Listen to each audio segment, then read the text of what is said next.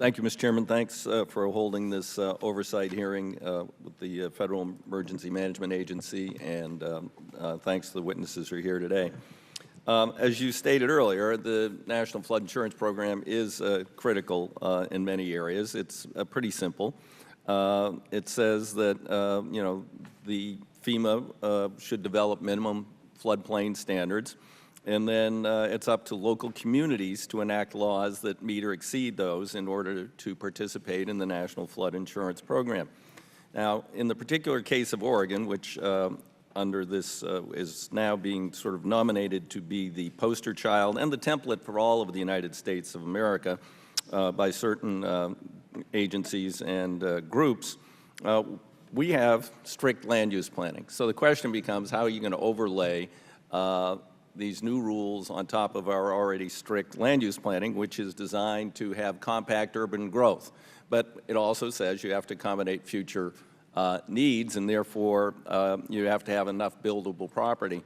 In all probability, we would have to blow up our law, do away with the idea of compact growth, and say, no, we're going to have sprawling growth like so many other places, because the downtown core of many of our cities, which was intended to be redeveloped with higher densities, including the riverfront through Portland, where Oregon Health Sciences is building major new projects, parts of downtown Eugene, an area called Glenwood between Eugene and Springfield.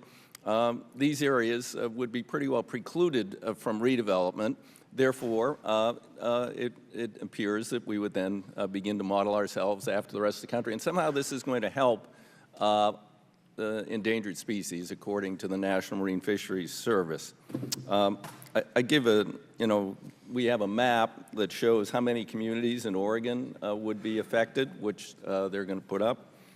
And you can see it's over 221 communities in Oregon would be affected, 232.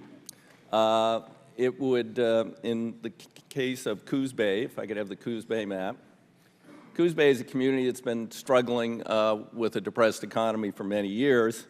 There are some glimmers of hope and activity there.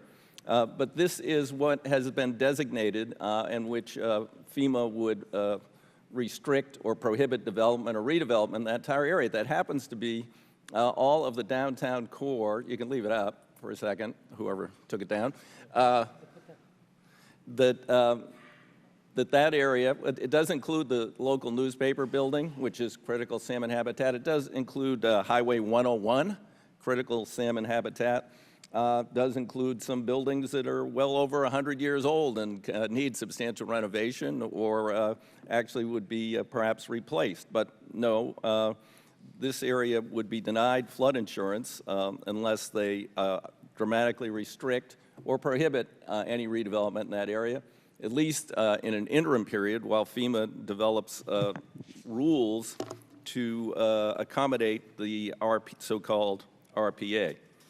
So we're going to have a number of witnesses here today to talk about this. When I first came to Congress, there was one of the early black helicopter conspiracy theories was about the Rockefeller Commission. And I said, well, what's that? And they said, I have a plan to institute national land use planning. The federal government is going to usurp the police powers of the states under the Constitution and is going to mandate national land use planning. And I would always tell those people they were nuts. Well, maybe they weren't.